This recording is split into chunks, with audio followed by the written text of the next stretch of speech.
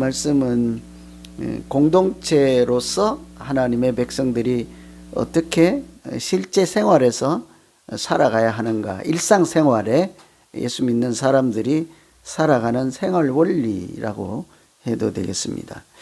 보통 세상은 경제적 개념이 아주 중요하죠. 그래서 나라든 가정이든 뭐 어디든 먹고 사는 경제적, 옛날에는 농사를 배경으로 하더라도 경제적 개념으로 돌아가는 것이 기본적이라고 하면, 신앙 공동체는 하나님 나라 백성들, 믿는 사람들의 공동체는 꼭 경제적인 개념으로만 돌아가는 것이 아니죠. 그죠? 그래서 그 이름에서 믿음의 공동체다, 신앙 공동체다, 또 거룩한 공동체다, 다른 이름들이 붙죠. 경제 공동체라고는 하지 않지요. 그래서 믿는 사람들이 어떻게 세상 사람들과 달리 성경에서 말하는 그런 주제들, 제목들, 또 일상에서 살아갈까 하는 것을 한번 오늘 일상생활과 아주 밀접한 관계가 있는 말씀으로 같이 읽어보시고 기도하면 되겠습니다. 거룩한 공동체, 믿음의 공동체로 살기 위해서 19절 먼저 보시면, 돈을 구워주거든 이자를 받지 말라 그러죠. 이자뿐만 아니고, 이자는 돈에 대한 것이니까 곡식을 빌려주면 나중에 곡식을 또 추가로 더 받는 것도 이자에 포함되는 거죠. 무엇이든지 다른 사람에게 빌려주고 그것 때문에 대가를 이렇게 받지 말라, 이런 건데요. 이것은 약자에게 무엇인가 줄 때 그것으로 자기 이익을 추구하지 말라, 이런 개념이죠. 이것은 항상 그런 것이 아니라, 여기 보면 이방인들에게는 빌려주고 이자를 받아도 된다고 하는 거예요. 근데 항상 그런 개념이 아니라 거룩한 공동체 안에서, 신앙 공동체 안에서 살아갈 때 하는 얘기죠. 그거는 그렇게 말씀하시는 것은 거기 안에 있는 구성원들끼리 이렇게 자기 이익을 추구하는 대상으로 삼아서는 안 된다 하는 기본적인 개념이 있겠죠. 그래서 믿음의 공동체 안에서는 돈을 버는 것이나 또는 뭐 이익을 추구하는 그런 대상으로 상대방을 보는 것이 아니죠. 사실은 인간관계는 세상에서도 그렇고 믿음의 공동체 안에서 그렇고, 당연히 인간관계를 좋을 때, 건강한 관계는 내가 이 관계를 통해서 무엇을 얻겠다, 이런 개념을 벗어나는 거죠, 보통은.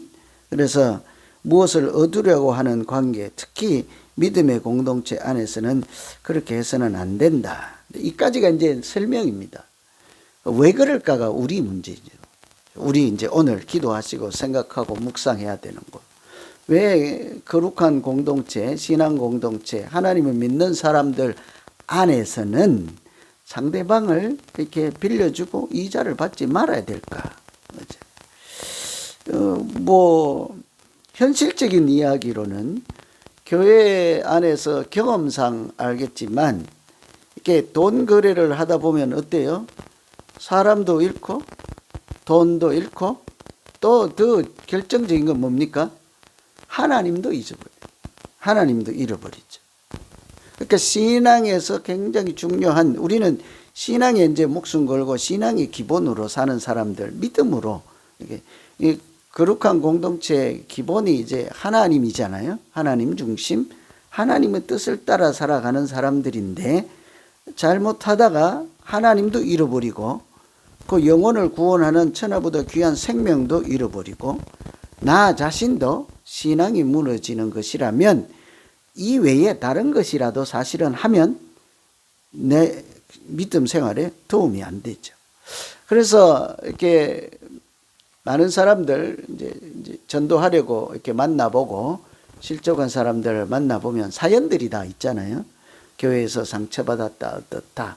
또 극복하고 교회를 잘 다니는 사람들도 있는데, 옛날 얘기, 이렇게 눈물의 이야기들을 들어보면 참 안타까운 것이 무엇입니까? 교회에서 이런 일을 당했다 하는 거죠.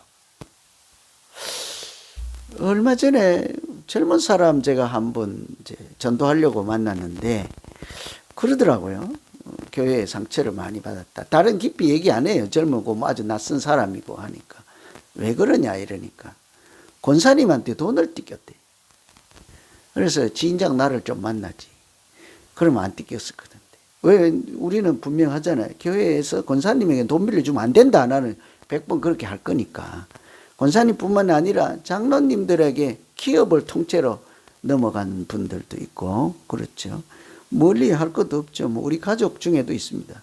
아주 평생을 제가 한 가정이 무너졌죠. 그런 이런 것들이 현실적인 이런 거예요. 이런 일들이 있어서는 안 돼서 뭐 그렇겠구나 이렇게도 짐작할 수 있는데 하나님이 말씀하실 때는 그런 거 구체적인 현실 얘기보다 더 근본적이고 원칙적이고 근원적인 까닭이 있을 거 아니에요. 왜 거룩한 공동체 안에서는 돈을 빌려줬을 때 이자를 받지 말라고 할까? 보통 빌리는 사람들의 입장이 어때요?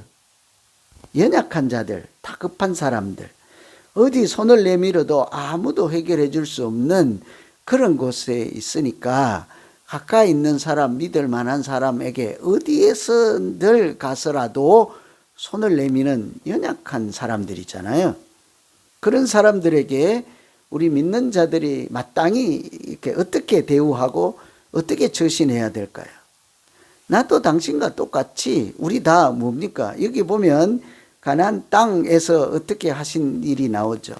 우리 모두 다 하나님이 공급해 주심으로 먹고 사는 사람들이잖아요.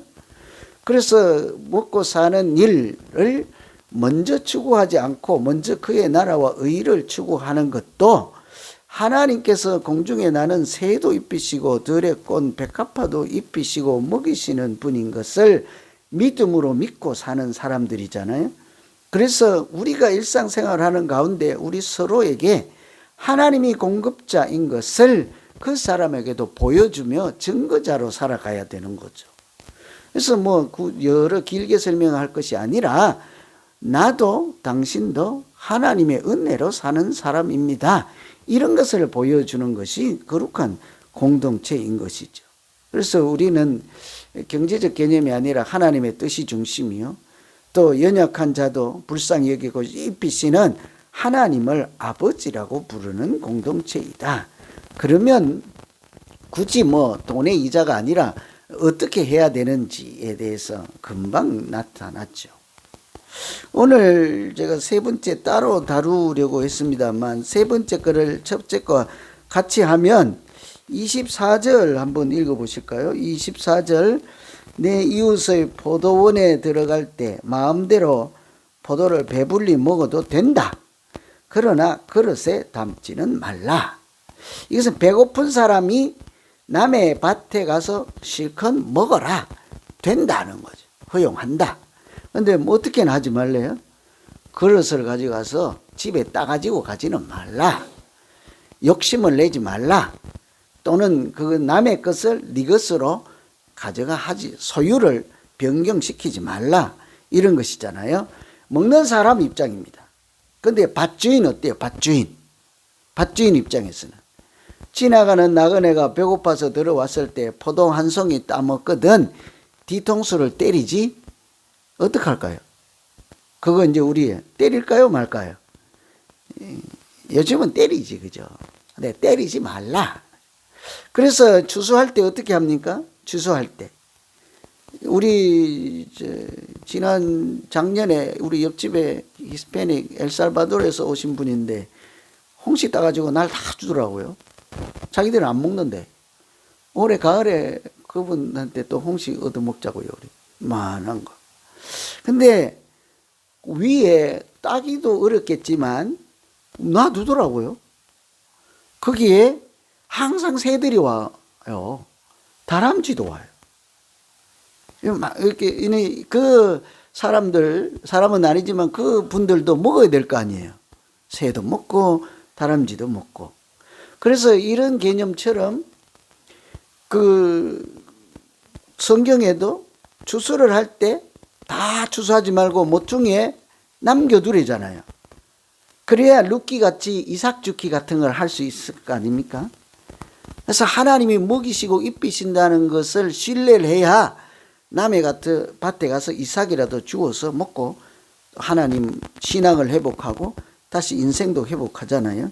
그 밭주인 입장에서는 이게 배불리 먹되 가져가지는 말라 하되, 먹는 사람도 욕심을 내지 말고 훔치거나 이렇게 그 이상 해서는 안 된다 하는 것도 있지만, 주인 입장에서 밭주인도 거기 다 이렇게 여분을 남겨두어서 나그네가 생명을 유지할 길을 열어주라. 이게 우리가 살아가는 첫 번째 하고 다 일맥상통하는 것이죠. 이것은 가난한 사람들, 도움이 필요한 사람들을 하나님이 불쌍히 여기시고 하나님이 먹이시고 입히시고 공급하시는 분이신데, 그것을 누구를 통해서 합니까? 보통 사람을 통해서 하죠. 사람을 통해서 해요. 뭐 간혹 짐승이 갖다 줄 수도 있겠습니다만, 보통은 까마귀가 먹이기도 하지만 보통은 사람을 통해서 하죠. 그것도 누구를 통해서 합니까? 이웃을 통해서 하죠.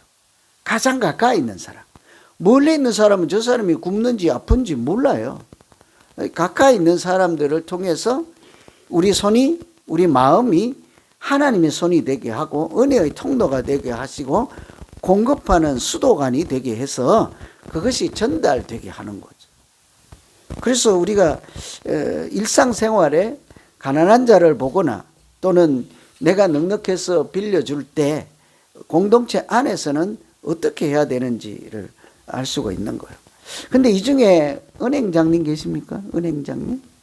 돈이 많아서 고리대금, 그 비즈니스 세상에서 은행업을 개척하는 것은 예수 믿는 사람들이 하면 안 돼요. 이런 얘기는 아닌 거예요. 우리 믿는 사람들 사이에서 어떻게 해야 되는가, 하나님 나라에서 이런 얘기죠. 그래서 한번 제가 설명이 짧지만 깊이 생각해 보시고, 이건 돈에 대한 문제뿐만 아니고 도움이 필요하고 감정의 도움도 마찬가지입니다. 여러 차원에 있을 때 저 사람을 어떻게 이제 바라보아야 하는가. 기본적으로 근본적인 흐름은 내 욕심을 채우거나 이익을 추구하는 대상은 아니다 하는 거죠. 그 사람의 도움을 외면해서도 안 되는 것이 어제 새벽에도 보았지만, 그죠? 우리가 그 돕는 자의 하나님의 손인 거죠. 그래서 우리 안에서 하나님이 먹이시고 입히시고 그런 분인 것을 서로 보여주고, 또 먼저 그의 나라와 의를 추구하며 살아가야 하는 사람들인 것을 우리가 서로 본이 될 수 있는 그런 경우에 하나님께서 얼마든지 평생 꾸지 아니하고 넉넉히 먹고 살만하도록 채우시고 보살펴 주실 줄로 믿습니다. 참 이런 게 우리의 믿음과 관련되잖아요. 그죠? 우리 가난한 시절이 다 있었습니다. 지금들이야 다 뭐 등 따뜻하고 배부르게 살지만 각자 개인의 인생사에서 공부할 때가 있고 맨손으로 시작할 때가 있고 좀 넉넉할 때가 있고 또 다 풀어줘야 될 때가 있고 떠날 때가 있고, 이렇게 과정이 있잖아요. 우리가 다 맨손으로 배고픈 시절이 다 있잖아요. 그죠? 그런데 그때 참 불안하고 떨리는 마음으로 살았어요. 미래가 보장이 되지 않고 참 믿음 없을 때잖아요. 근데 지금 살아보면 어때요? 그때도 용기를 가지고 뭐 하나님께 드릴 것 드리고 나누어 줄 것 나누어 주고 다 했는데 한 80평생 살았잖아요. 그런데 뭐 위에 뭐 먹을 것이 비어서 굶어 죽었다, 이런 경우는 그런 분들도 계시긴 한데 웬만해서는 그런 분들이 없지요. 그래서 하나님 나라를 만들어가는 우리가 이렇게 하나님을 아는데 자기 혼자 해결할 수 없을 때 그런 분들이 있는지도 두루두루 살피고, 혹시 우리 교회 안에서 먹지 못해서 한 분이라서 돌아가셨다, 그러면 이거는 뭐 있을 수가 없는 일이죠. 하나님 앞에 죄의 그 자체라고 할 수 있는 거죠. 이웃에. 그래서 혹시 이렇게 뭐 주일날 오늘 뭐 좀 싸주세요 하거들란 사연이 있겠지 그랬어요. 내일 저도 좀 한 그릇 싸주세요. 어제 싸워가지고 밥 안 해줄 수가 있으니까 미리 얘기할게요. 안 싸웠어요. 이제 예를 들어 얘기하는 거예요. 예를 들어 우린 절대 안 싸워요. 얼마나 인고 부부인데. 절대 안 싸워. 예를 들어서 이해하기 쉽게. 평상시에 먹을 것이 많은데 그날따라 사연이 있을 수 있잖아요. 그렇거들랑 그냥 좀 뭐 이렇게 안 맞더라도 또는 뭐 어떻게 가져가다 어쨌든 뭐 자세히는 모르겠습니다만 그러나 이제 질서를 잘 지키고 혼잡스럽지 않게 또 다른 사람 시험 들지 않게 이렇게 잘 우리 가운데 이렇게 먹는 것 이자든 옷이든 무엇이든 간에 하나님을 보여주는 은혜의 통로로 살면 틀림없이 하나님께서 우리를 먹이시고 지키시고 인도하시고 우리 안에 하나님 나라를 세워주실 줄로 믿습니다. 그렇죠? 두 번째 한 가지만 더 보면 21절에 보시면 내 하나님 여호와께 서원하거든 갚기를 더디하지 말라. 내 하나님 여호와께서 반드시 그것을 내게 요구하시리니 더디면 죄가 될 거라. 그렇죠? 서원을 갚으라. 일단은 뭐 서원이 뭔지는 아시죠? 여러분 저 사람들하고 친구들 간에 약속 잘 지키세요? 약속 웬만하면 좀 지키려고 하세요. 그리고 좀 꼭 약속하면 지키려고 애를 써야 되는 거예요. 사람들 간의 약속도 안 지키는데 하나님과 약속을 지키겠습니까? 반대일 것 같죠? 나는 하나님께 약속은 잘 지켜요. 사람은 뭐 아유 내일 보고 또 보고 어제 보고 그런데 뭘 우리 사이에 뭔 약속은 뭐 고무줄처럼 반대예요. 사람하고 약속을 잘 지키려고 애써도 안 되잖아요. 그죠? 잘 안 되잖아요. 그 훈련과 이제 익숙해지고 그런 애씀이 하나님에게도 동일하게 나타나는 거예요. 그래서 사람들하고 약속을 잘 지켜요. 그런데 왜 잘 지켜야 되죠? 좀 안 지키면 뭐 어때요? 좀 너그럽게 털털하게 호탕하게 그렇게 살면 안 돼요? 왜 안 돼요? 약속을 지킨다는 것은 시간의 문제, 돈의 문제, 무엇의 문제가 아니고요. 인격의 문제. 그 사람을 인격을 존중해 주냐 이거거든요. 그래서 항상. 그래서 약속을 신뢰의 문제잖아요. 믿음의 문제. 이런 거잖아요. 그죠? 그래서 잘 지켜야 돼. 이거 뭐 5분 늦었다고 어떠하리. 그런 개념이 아니거든요. 그래서 저 사람이 보통 여러분 제가 약속하고 제가 한 2시간 늦게 가보세요. 한 번은 괜찮았죠. 10번이면 10번이고 그래 가보세요. 우리 목사님 나를 그냥 우습게 하나 봐. 대부분 그럴걸요. 똑같아요. 그랬어요. 이 사람 사이에도 그런데 약속이 있잖아요. 꼭 지켜야 되는데 하나님과 사람 사이에 약속을 뭐라고 해요? 좀 이름을 달리 불러요. 서원 그래요. 서원. 무게가 다르다는 거죠. 사람하고 하나님 사이의 약속은 사람과 사람 사이의 약속하고 비교할 수 없이 그래서 언약이라고 하고 서원이라고 하는 거. 언약은 하나님은 반드시 지킵니다. 서원은 사람이 하나님께 드리겠다고 한 거잖아요. 그것도 하나님이 언약을 꼭 지키시는 것처럼 하나님의 약속을 언약이라고 하는 거예요. 틀림없이 하나님께서 지키시는 미리 하신 약속. 일점이 떨어지지 않게 지킨다고요. 사람은 반대로 하나님께 드리겠다, 하겠다, 이게 약속이에요. 물건을 드리겠다, 예물을 드리겠다, 헌신을 하겠다, 시간을 드리겠다, 봉사를 하겠다, 이런 거죠. 그런데 어때요, 여러분? 하나님은 절대로 변의하시는 하나님이 아니잖아요. 변심하지 않는 신실하신 하나님. 우리는 어때요? 하나님 앞에. 아침 다르고 저녁 다르고 내일 다르고 모레 다르잖아요. 순식간에 다르죠. 제가 이게 목회를 할 때 참 고민해서 울며 불며 이렇게 나섰을 거 아니에요. 길을 떠났을 거 아니에요. 그죠? 해보니까 이게 별로 마음에 안 들어. 회사 다닐 때가 더 좋을 것 같아. 그때는 내가 부장 이렇게 하면 쫙 하면 20, 30명이 순식간에 쫙 하죠. 뭐 일을 하면 보고서를 쫙 만들었으면 이렇습니다. 팀장님 그렇습니다. 얼마나 좋아요. 저는 군대도 가봤는데. 그죠? 교회는 세상에서 보니까 싸우지도 않고 거룩한 사람들이래. 신실한 사람들이래. 가치관도 다르대. 추구하는 인생도 다르대. 더 천국에 대한 소망도 있대. 나는 저런 데서 살아보고 싶더라고요. 근데 목회자가 됐네. 웬걸? 이 웬걸? 여러분 다 아시죠? 그죠? 그래서 웬걸까지 하려는 게 아니고, 제가 그래서 그럼에도 불구하고 서원하고 나왔잖아요. 그래서 한 1년 해보니까 이게 아니네. 하나님, 취소 안 될까요? 이게 아니란 말이에요. 일생을 주님 앞에 나 실인으로 살겠습니다 했으면 삼손처럼, 그죠? 이렇게 포도주를 먹지 아니하고 삭도를 대지 아니하고 시체를 가까이 하지 않으며 하나님 앞에 구별된 거룩한 사람으로 살겠나이다.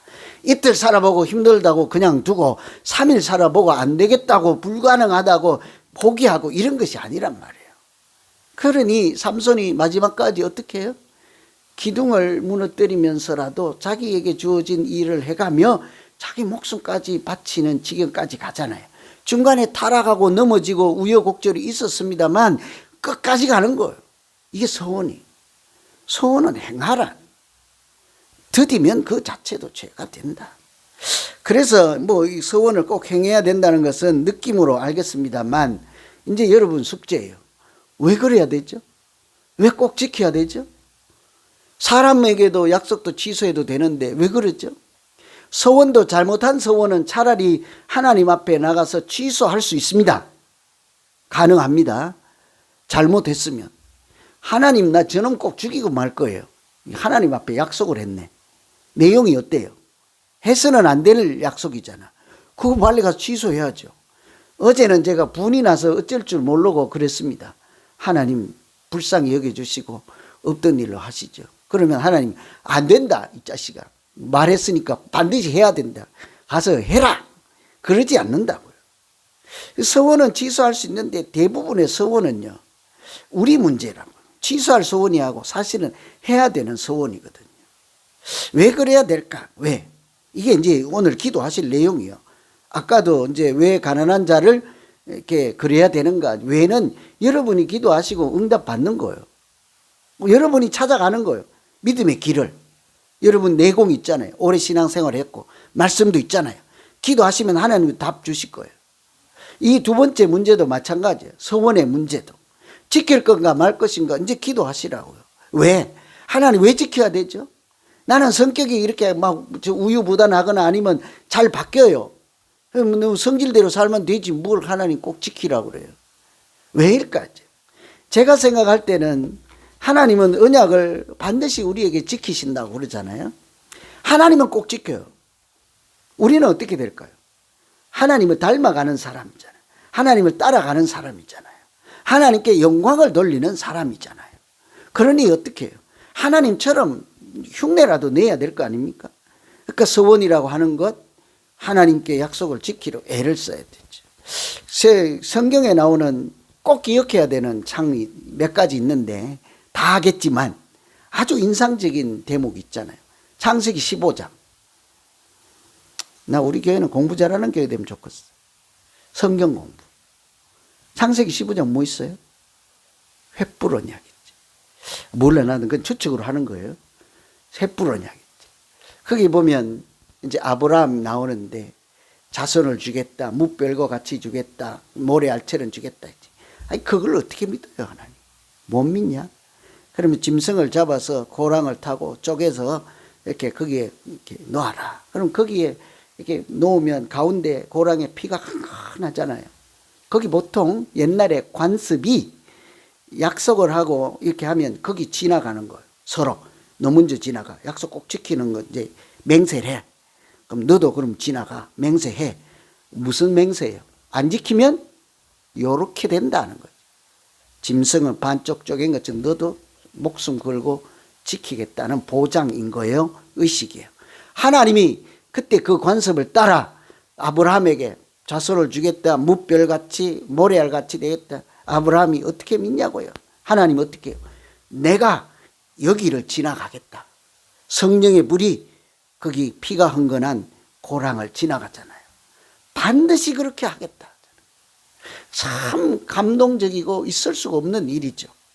하나님은 우리에게 그렇게 지금까지 신실한 하나님으로 살아오셨잖아요. 지금도 살고 계시잖아요. 우리 믿는 자들이 어떻게 해야 되겠습니까?